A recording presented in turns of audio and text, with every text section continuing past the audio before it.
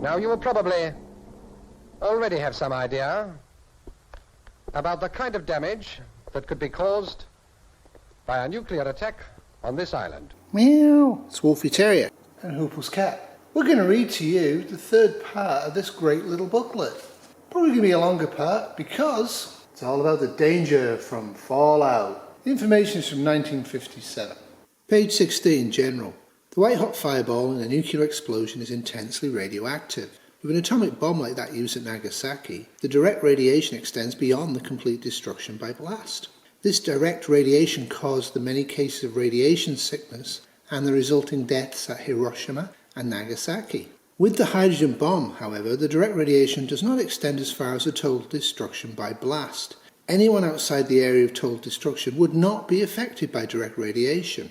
Fallout would set another problem. As we saw previously, fallout is the dust and debris soaked high into the sky which gradually comes down again, covering the landscape with a thin film of dust. From contact with the fireball, this dust is highly radioactive, and after reaching the ground it continues to give off various forms of harmful radiation. Fallout might be very hard to see. No doubt it would show up on a polished table left outside, but not on cultivated ground and probably not on roads, pavements or roofs. Instruments would be needed to detect it or to tell it from ordinary dust, since its harmful effects would not be immediately apparent. Page 16, Decay of Radiation. All radioactive material gives out less radiation as time passes. This is known as the decay of radioactivity. The rate of decay follows known laws and cannot be sped up or slowed down. After a couple of days, fallout would be 100 times less dangerous than it was at first. But even then, it might still be dangerously radioactive. Page 17, Gamma rays. The most dangerous of the rays are gamma rays, injurious to all forms of life. The damage they do depends on the total dose absorbed by the body. This in turn depends on the intensity of the radiation and the time of exposure to it. The emission of gamma rays might be compared with radiation of ordinary heat. As a red-hot poker loses heat within minutes, so radioactive particles lose the greater part of their radioactivity within a few days.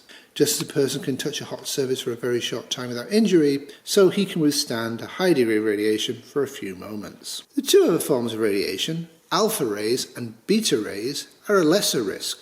Alpha rays travel only a few inches. They are dangerous if material emitting them is eaten or otherwise absorbed by the body. Beta rays travel a few yards. Clothing gives protection against them, but not against gamma rays. I am doing a follow-up video, but I would like to point out this is 1957 and some of the scientific information I've just read out is not true. Page 17, Radiation Sickness. Since life began, living creatures have been exposed to radiation from natural sources. We are subjected all the time to cosmic radiation from the sky. We have all breathed and eaten tiny quantities of radioactive material. Our bodies have always contained small amounts of radioactive elements. We get a tiny dose of radioactivity when our chests are x-rayed. Some granite in common use is radioactive, and so is the luminous dial of a wristwatch. There is, however, a limit to the amount of radiation the human body can absorb without harm. If this limit were exceeded, as might easily happen with exposure to fallout, the overdose would start to destroy living tissue and interfere with the formation of new blood. The result is serious illness and, with heavier doses, death. Persons affected feel nothing at the time. Symptoms do not show themselves until later, how soon depending on the strength of the dose. If it were heavy, the first symptoms, nausea and shock, would come within a few hours.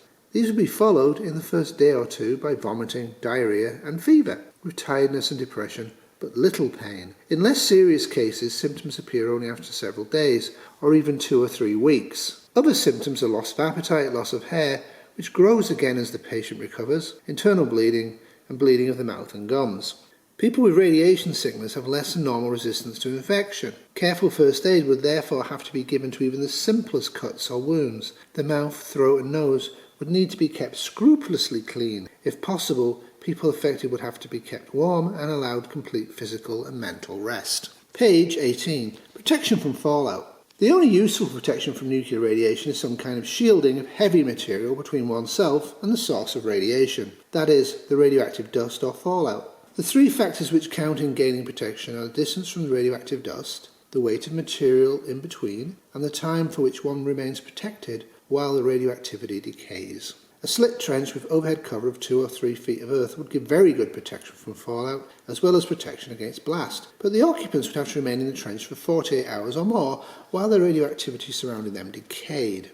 A prepared refuge room inside a house could be made to give good protection against fallout, though not as good as a covered slip trench, and it would also be much less uncomfortable for a period of 2 or more days. A cellar or basement would be by far the best place for a refuge room. Next best would be the room with the fewest outside walls and the smallest windows. The windows would need to be blocked with solid material to the thickness of the surrounding walls at least. It would help if the walls themselves were thickened, not necessarily to their full height, with sandbags, boxes filled with earth, or heavy furniture. The occupants of the refuge room would have to remain in it until told that it was safe to come out, perhaps for a period of days, and the room would have to be prepared and equipped accordingly.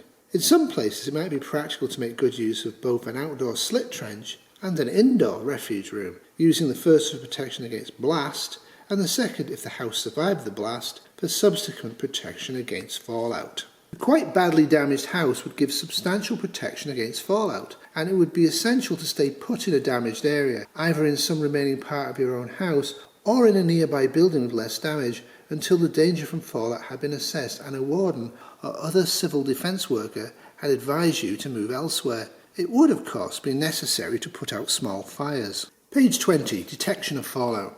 It will be vital to know where to expect fallout and what its intensity would be. This would depend on weather conditions, the direction and speed of wind, not only near the earth but as high as 80,000 feet or more, and the presence or absence of snow or rain.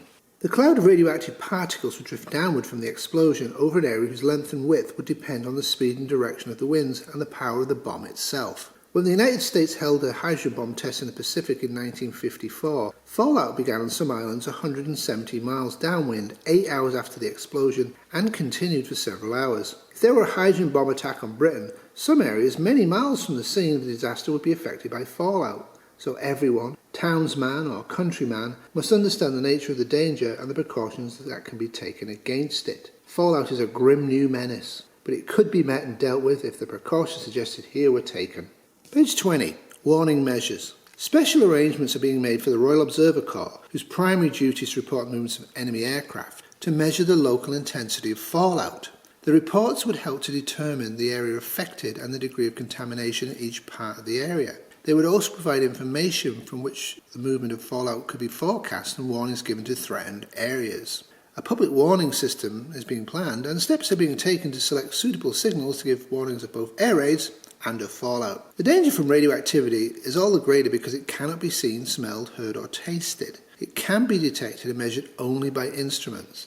Wardens and other civil defence workers are being trained in their use so they can give guidance as necessary. It would be essential to follow their instructions. Page 21. Life in a fallout area. Before fallout from an explosion reached an area, every effort would have been made to warn people so they could go to cover. Warning notices would have been put on roads to stop anybody unwittingly entering an area affected by fallout. When fallout arrived, most people in the area would have to stay in refuge or shelter for at least 2 days. They could not leave cover until their warden told them it was safe and told them what they should do when they come out.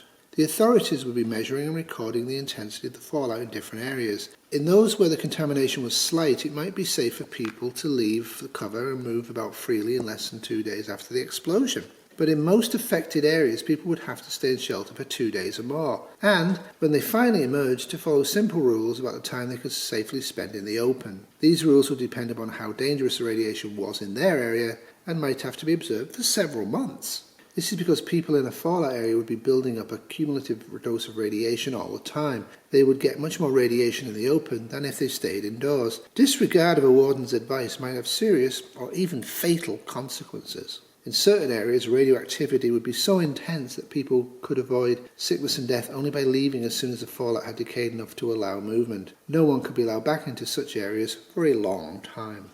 Page 22. Decontamination. We've already seen that the rate at which radioactivity decays cannot be altered, nor can radioactivity be destroyed by burning or with chemicals. There are only 2 ways to reduce the danger. The first is to keep under cover. The second is to remove radioactive dust or other contaminated material and leave it where the radioactivity can decay harmlessly. It would be unsafe to try to get rid of the fallout soon after it's settled. Its radioactivity would still be dangerously high. We've already seen that people should remain under cover until the authorities advised them to emerge. It might then be worthwhile sweeping or washing the fallout from a paved or concrete path around the house. It might also be possible to remove it from the roof and gutters. Radioactive dust, like ordinary dust, would settle on and cling to the hair, skin and outer clothing of anyone caught in the open. Outer clothing would have to be removed as soon as possible and care not to shake off the dust. A light spray of water would help to keep it down. People would need to put any contaminated clothing well out of the way, though most could be kept for washing later, with plenty of soap powder.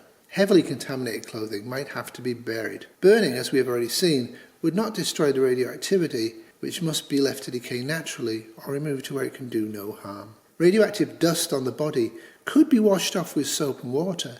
Particular attention could be given to the nails and hair. If the wastewater could not flow freely down the drains, it would have to be poured into a hole in the ground and covered with earth. If a washing machine were used for clothes, some of the radioactive particles might stay inside the machine. A bucket or tub would be better. If a vacuum cleaner were used, radioactive material would collect in the bag, and the whole machine would have to be put where the radiation could do no harm. When the bag was emptied, its contents would have to be buried. Even then, the bag would probably contain some radioactive material. Page 23. Food and water. In general, it would not be safe to eat food on which fallout might have settled. Food kept in sealed packages, closed containers or closed cupboards could, however, be safe. Vegetables or fruits such as potatoes or apples could be eaten if they were thoroughly washed before peeling. People would have to make certain that contamination did not reach the food while it was being prepared. Perhaps from the contaminated cooking utensils, from containers contaminated on the outside, or even from unscrubbed tables.